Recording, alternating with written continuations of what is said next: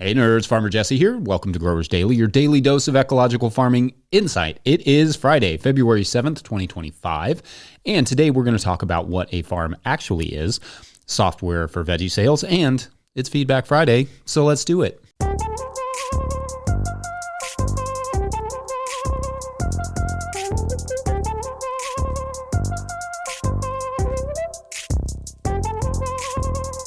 All right, well, Friday's here.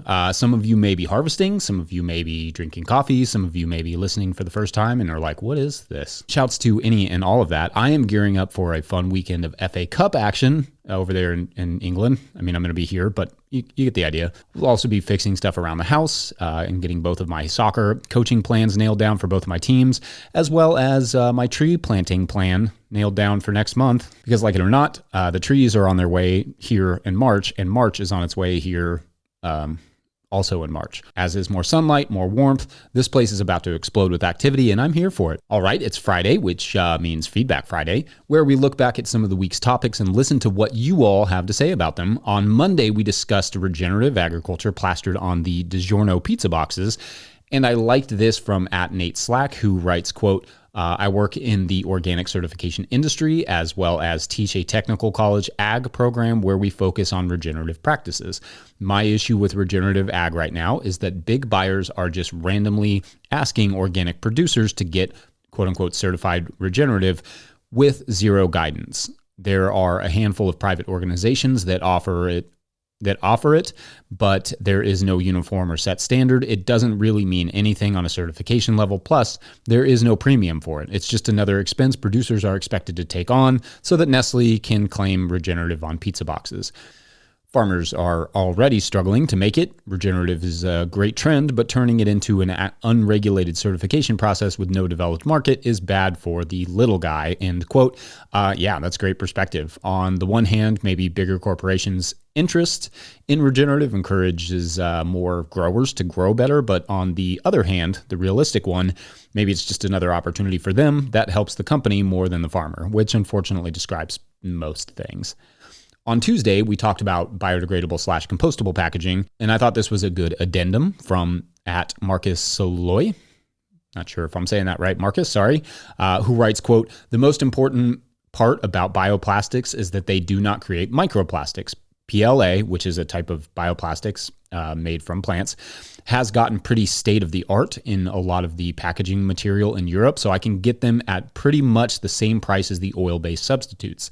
I think you covered the topic better than any other farming-related creator, but the microplastics part got left out, sadly. If prices are the same, if they all end up burned, like here, then the end of it will just be water vapor and heat. Thanks for tackling this important topic with more depth than I saw yet, end quote. Yeah, great addition. The microplastics factor is definitely important, as is the processing of waste.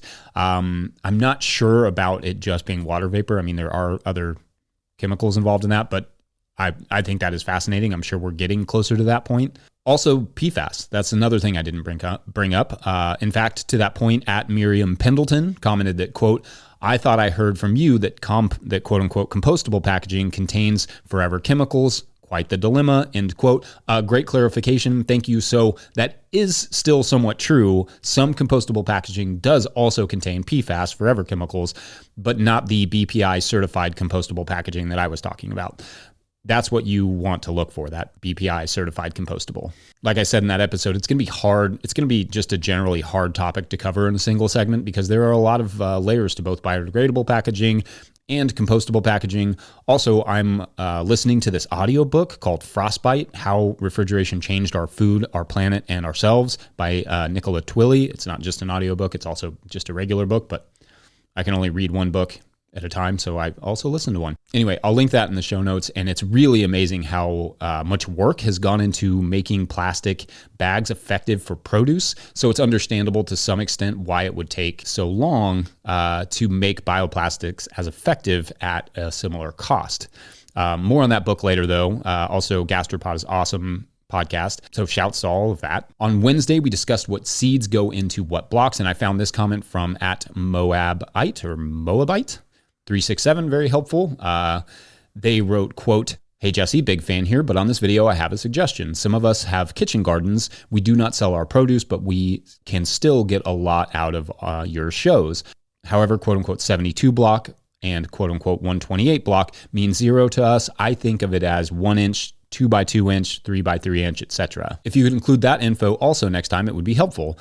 Thanks for all the wonderful episodes. End quote. Yeah, thanks. I think that's very helpful for me to know. What's weird about this show is that my audience is so broad, from everything from like backyard gardeners to professional growers to people who don't grow anything but just seem to like dad jokes.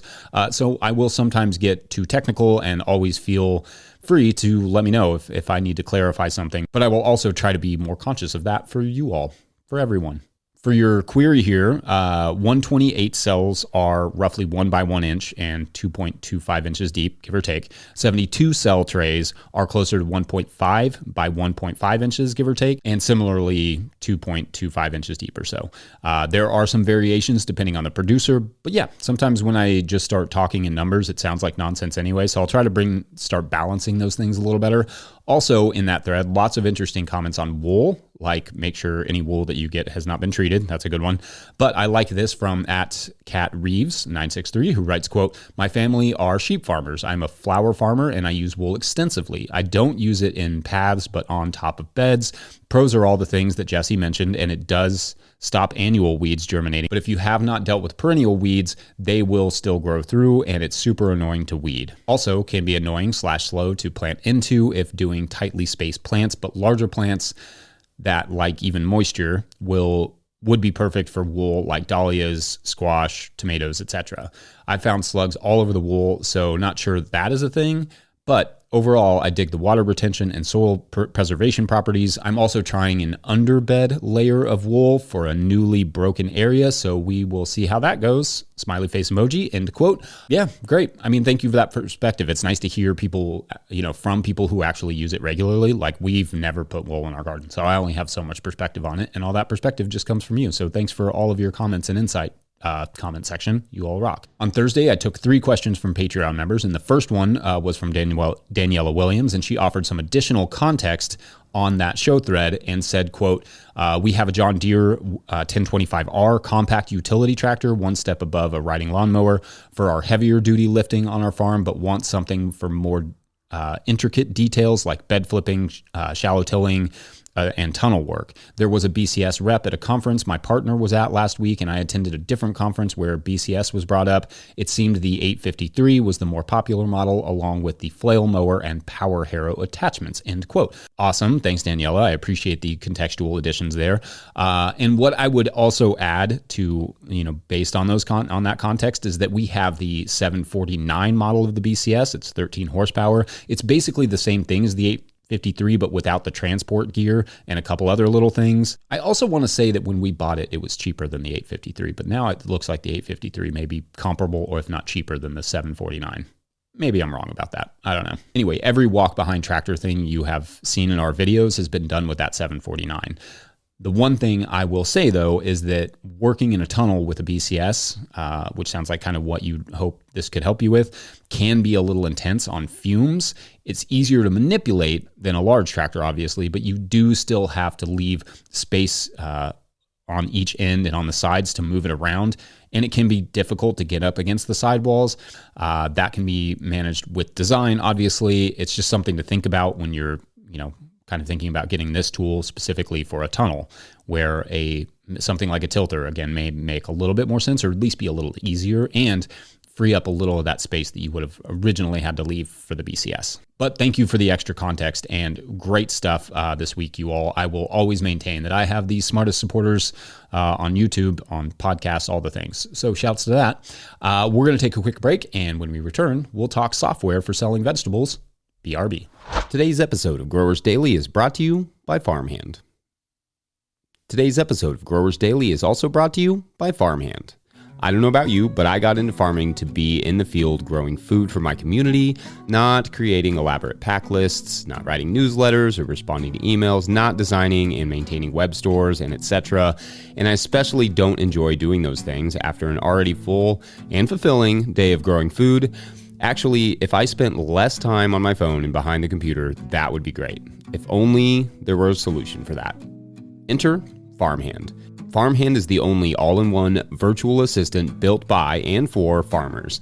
With one single platform, Farmhand enables you to offload your administrative tasks, send and manage communications, and sell more to your customers. Farmhand saves growers an average of 6 hours of administrative load each week. That's 6 hours so you can get back into the field, spend more time with friends or family, or have a life outside of the farm, which is actually a thing. Think about it. What would you do with an extra 6 hours a week? Sign up for a free trial with the link in the show notes, because now is the best time to dial in those systems for the next growing season. Follow the Farmhand link in the show notes to learn more. All right, back to the show. If you, the listener, are enjoying this content, getting even a small amount of value from it, consider supporting our work over at patreon.com/no-till-growers. I will try to get to questions from everywhere that questions come in, but I will always get to your Patreon questions now. Today's Patreon question comes from Patreon member Jennifer Dunbar, who asks, quote, "Hey Jesse, I am enjoying this community and gleaning so much from your daily show. Is there a way to search your past shows for information that has already been presented? I am looking for point-of-sale software reviews. I'm still a new farmer, and this is definitely a subject that is time-consuming and very costly. I'm currently with a company that software is so complex. I feel like I need a degree in coding to understand it, so it's costing me a lot of valuable time. I would love to hear if you have already given your reviews on this topic. Thank you so much," end quote. Okay, so thanks, Jennifer. Great questions. To the first part of your question about a way to search shows, for information that has already been presented. So, sorta, but it also not greatly, if greatly is a word. There really isn't an easy way to search through the shows yet and pick every topic. However, the plan is that once we hire a producer, there are some AI programs like maybe Notebook LM we could potentially use somewhere. We could feed all the transcripts into the program from the show and basically enable anyone to search what has been covered and get a full breakdown of what I've already said on X topic. I'm not quite that savvy enough, nor do I have the time yet to set that up, but hopefully once we get a producer, we could put something like that together for you all. To your question about point of sale systems, software reviews, there are a lot of point of sale systems out there, but you will find that most farmers, though I definitely do not speak for all of them, use the simplest POS systems like Square, because farms don't generally have complicated sales that require layers upon layers for an order like a restaurant does. There are special requests sometimes, but thankfully there's nothing like, there's no hold the pickles in the market farming world, really.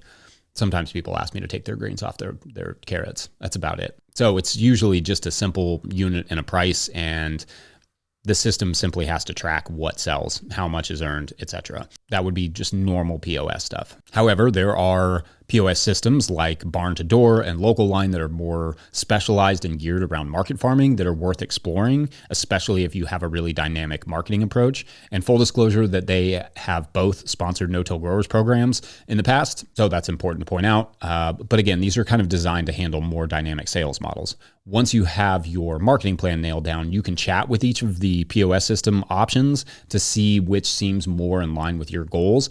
I don't know about reviews, but I polled our Instagram following yesterday about which systems folks use, and out of 31 responses by the time I record this, 24 were for Square, which is also what we use, 2 QuickBooks Pro, 1 Zettel, hadn't heard of that one, 1 Comcash, and 1 Shopify. And then there were some combos. Wisteria Hill Farm mentioned using Square for online sales, but Venmo for tap to pay for the lower fees that Venmo has.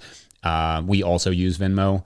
And Shady Bee Farms mentioned using Square, though they wished it was easier to track sales by weight. I would say a lot of folks who responded also use Venmo, and again, we do that as well. So a small sample size, but a real life sample size of what growers are currently using. Like I said, you may find that a simple Square or Stripe or Shopify may be enough, or you may like the idea of working with a company that's specifically supports and understands farmers, and for that matter has supported our work, which is rad. Our marketing systems have always been really simple, so we haven't wanted for much more than what like Square offers, but I'm also not the most business savvy human in the world. There are probably things I'm missing out on by not exploring those deeper.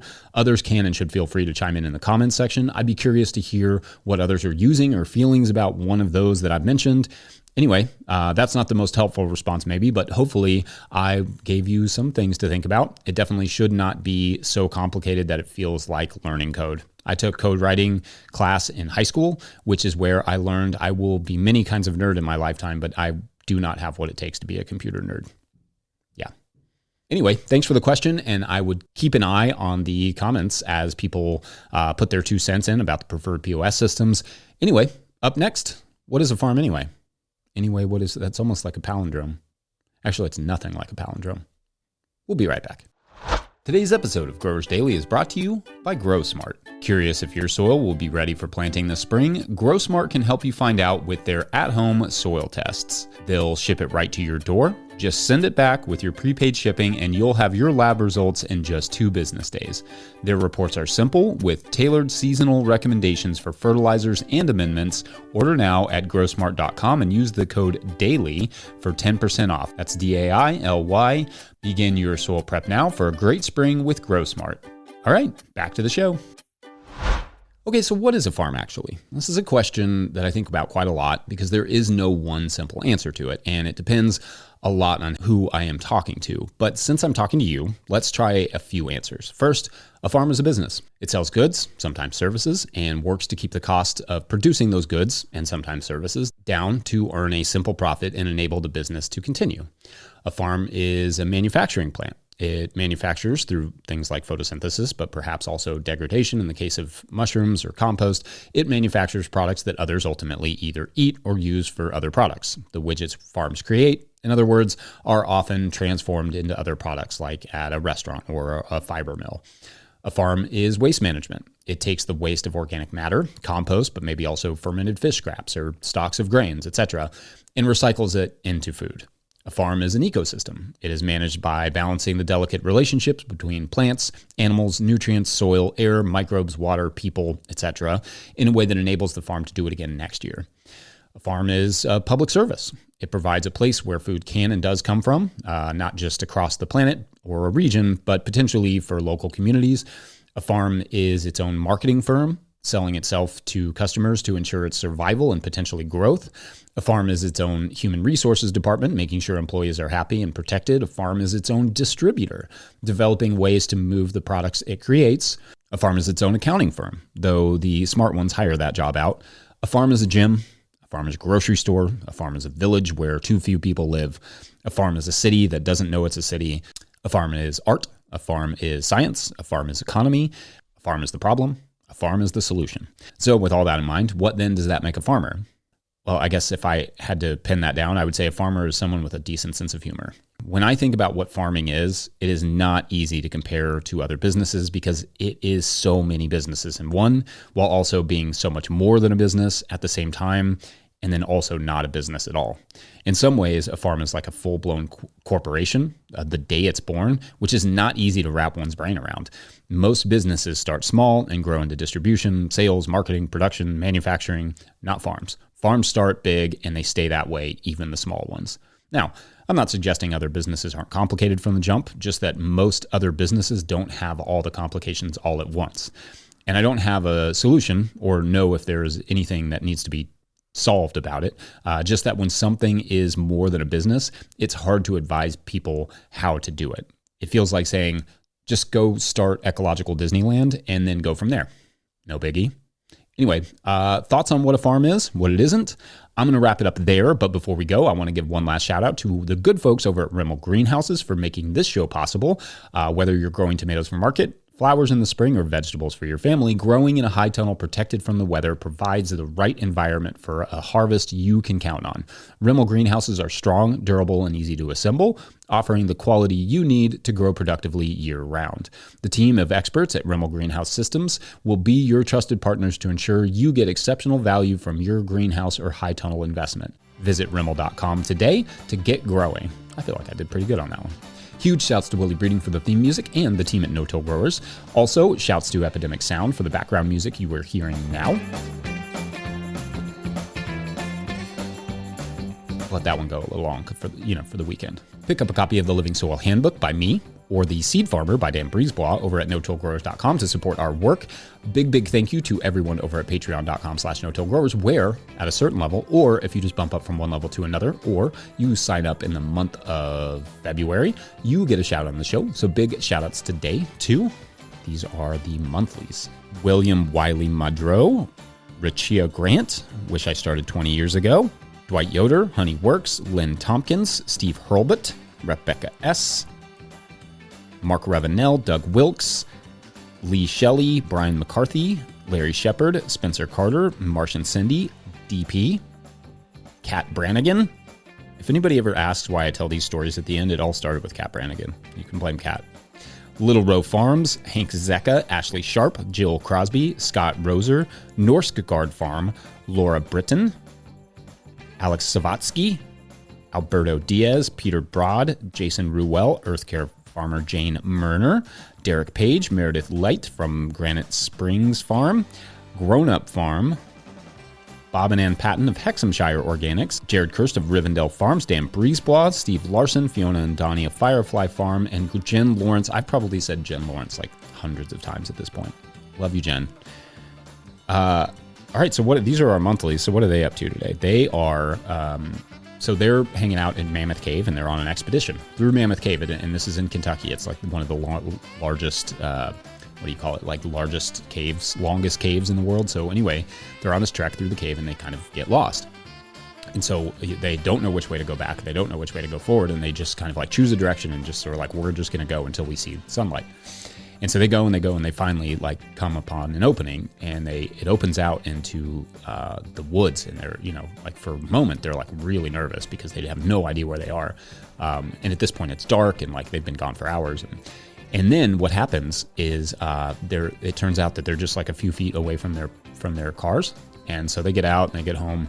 They get out and they find their cars, and everybody's like very relieved. And they get home and they realize they've gone into a totally different dimension, which you would think is a problem, but it's not so different that they're like, it's worth going back, because that was a very hard journey. So anyway, that's where the monthlies are. All right, you all have a great weekend. We will see you back here on Monday. Yeah. Thanks for watching and/or listening. Bye.